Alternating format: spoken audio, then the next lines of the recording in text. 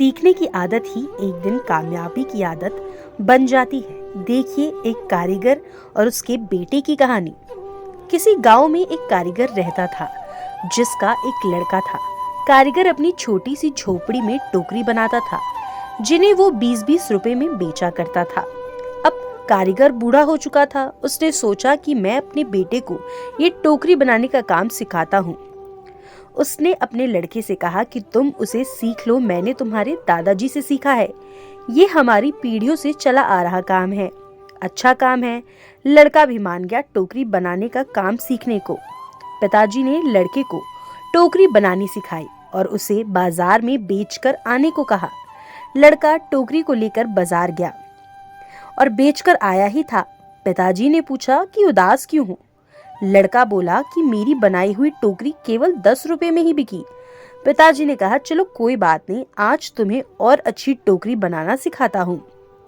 पिताजी ने और अच्छी टोकरी बनानी सिखाई और उसे बाजार में बेचने को कहा। लड़का टोकरी लेकर बाजार गया और अपनी बनाई टोकरी को 15 रुपए में बेच कर आया। लड़का अब भी उदास था। पिताजी ने फिर उदासी का कारण पूछा तो लड़के ने कहा कि टोकरी केवल 15 रुपए में ही बिकी। पिताजी ने कहा कोई बात नहीं, धीरे धीरे तुम्हारी बनाई हुई टोकरी अच्छे दामों में बिकने लगेगी, तुम अच्छे से टोकरी बनाना सीखते रहो। पिताजी ने और अधिक अच्छी टोकरी सिखाई और टोकरी बनाकर बेचने को कहा।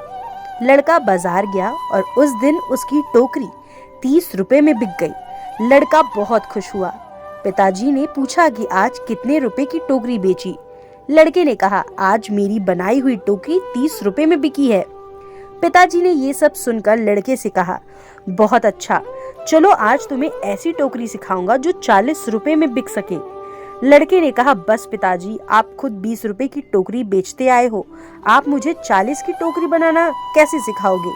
आप रहने दो, आपसे ज्यादा रुपए की टोकरी तो मैं बनाना जानता हूँ।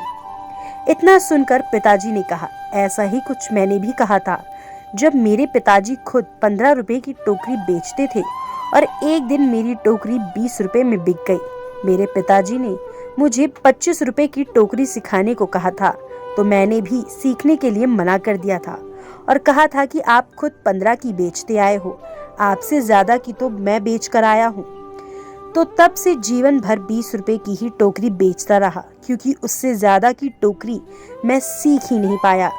दोस्तों, ये कहानी हमें ये सिखाती है कि हमें थोड़ा सा सीखने पर घमंड नहीं होना चाहिए कि अब मैं सब कुछ जानता हूँ, क्योंकि ऐसा हो सकता है कि हर कोई कुछ ना कुछ आपसे अधिक जानता हो। हमें हमेशा कुछ ना कुछ सीखते रहना चाहिए।